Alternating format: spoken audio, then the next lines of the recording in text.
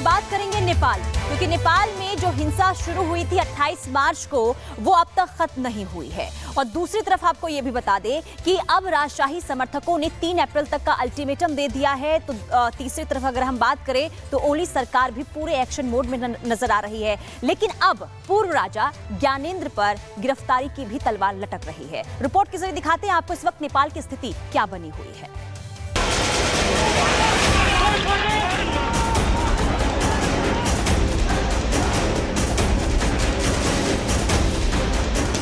हिंसा,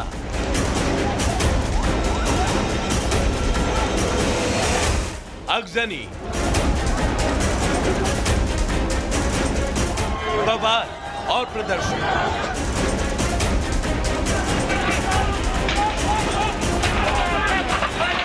नेपाल में बीते कुछ दिनों से बस ऐसी ही तस्वीरें सामने आ रही हैं।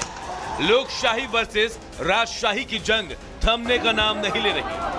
नेपाल में बवाल के बाद केपी शर्मा ओली की कम्युनिस्ट सरकार ने पूर्व राजा ज्ञानेंद्र को लेकर तेवर तीखे कर लिए हैं।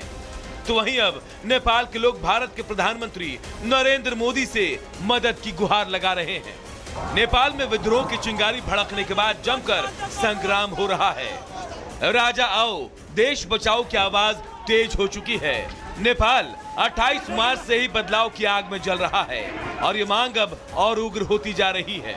इस बीच पूर्व राजा ज्ञानेंद्र शाह पर ओली सरकार का सख्त एक्शन देखने को मिला है। हिंसा में हुए नुकसान की भरपाई ज्ञानेंद्र शाह से होगी। उन पर 7.93 लाख रुपए का जुर्माना लगाया गया है। साथियों ने नजरबंद करके रखा गया है और किसी भी वक्त उनकी गिरफ्तारी हो सकती है। ज्ञानेंद्र के सभी सुरक्षा कर्मी बदल दिए गए हैं। साथ ही उनकी सुरक्षा को भी घटा दिया गया है। सुरक्षा कर्मियों को घटाकर 25 से 16 कर दिया गया है। वहीं दूसरी ओर राजशाही समर्थकों ने ओली सरकार को 3 अप्रैल तक का अल्टीमेटम दिया है। अगर उनकी मांगों पर एक्शन नहीं लिया गया तो और ज्यादा उग्र विरोध प्रदर्शन होगा।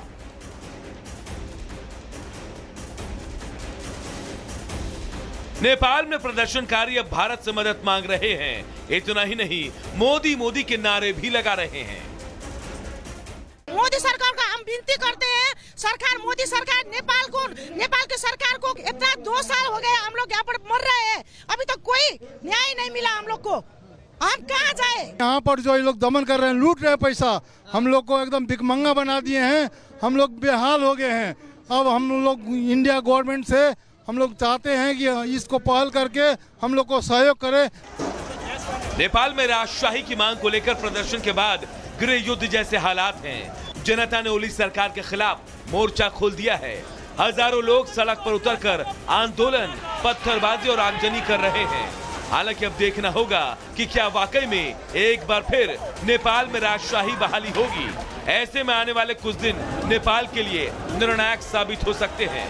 Bureau report, Republic Bharat. आगे बढ़ते हैं और बात करेंगे नेपाल, क्योंकि नेपाल में जो हिंसा शुरू हुई थी 28 मार्च को, वो अब तक खत्म नहीं हुई है। और दूसरी तरफ आपको ये भी बता दें कि अब राजशाही समर्थकों ने 3 अप्रैल तक का अल्टीमेटम दे दिया है। तो तीसरी तरफ अगर हम बात करें तो ओली सरकार भी पूरे एक्शन मोड में नजर आ रही है। लेकिन अब पूर्व राजा ज्ञानेंद्र पर गिरफ्तारी की भी तलवार लटक रही है। रिपोर्ट के जरिए दिखाते हैं आपको इस वक्त नेपाल की स्थिति क्या बनी हुई है।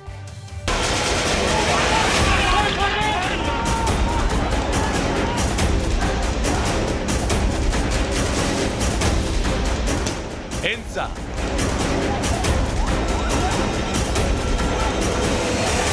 अगजनी, बवाल और प्रदर्शन।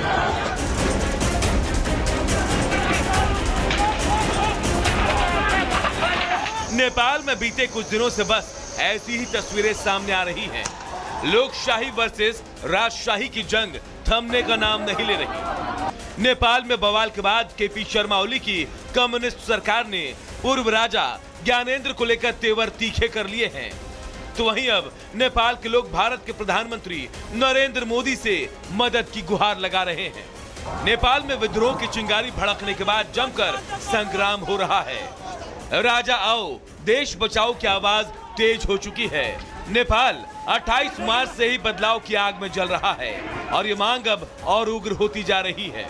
इस बीच पूर्व राजा ज्ञानेंद्र शाह पर ओली सरकार का सख्त एक्शन देखने को मिला है। हिंसा में हुए नुकसान की भरपाई ज्ञानेंद्र शाह से होगी। उन पर 7.93 लाख रुपए का जुर्माना लगाया गया है। साथियों ने नजरबंद करके रखा गया है और किसी भी वक्त उनकी गिरफ्तारी हो सकती है। ज्ञानेंद्र के सभी सुरक्षाकर्मी बदल दिए गए हैं, साथ ही उनकी सुरक्षा को भी घटा दिया गया है। सुरक्षा कर्मियों को घटाकर 25 से 16 कर दिया गया है। वहीं दूसरी ओर राजशाही समर्थकों ने ओली सरकार को 3 अप्रैल तक का अल्टीमेटम दिया है। अगर उनकी मांगों पर एक्शन नहीं लिया गया तो और ज्यादा उग्र विरोध प्रदर्शन होगा।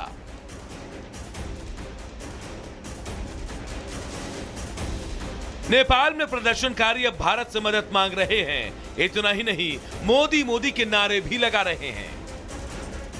मोदी सरकार का हम विनती करते हैं, सरकार मोदी सरकार नेपाल की सरकार को इतना 2 साल हो गए हम लोग यहाँ पर मर रहे हैं, अभी तक कोई न्याय नहीं मिला हम लोग को। हम कहाँ जाए? यहाँ पर जो ये लोग दमन कर रहे हैं, लूट रहे हैं पैसा, हम लोग को एकदम भिखमंगा बना दिए हैं। हम लोग बेहाल हो गए हैं। अब हम लोग इंडिया गवर्नमेंट से हम लोग चाहते हैं कि इसको पहल करके हम लोग को सहयोग करे।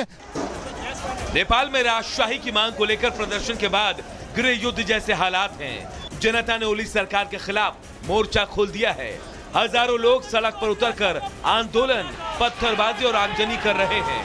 हालांकि अब देखना होगा कि क्या वाकई में एक बार फिर नेपाल में राजशाही बहाली होगी। ऐसे में आने वाले कुछ दिन नेपाल के लिए निर्णायक साबित हो सकते हैं। Bureau report, Republic Bharat.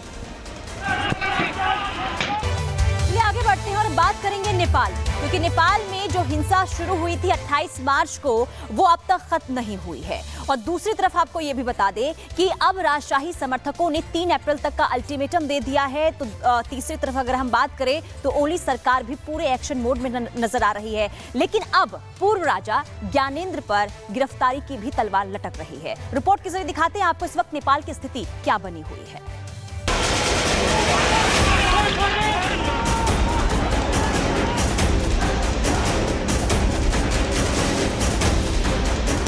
हिंसा,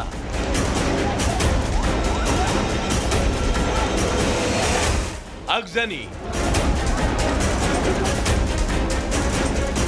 बवाल और प्रदर्शन।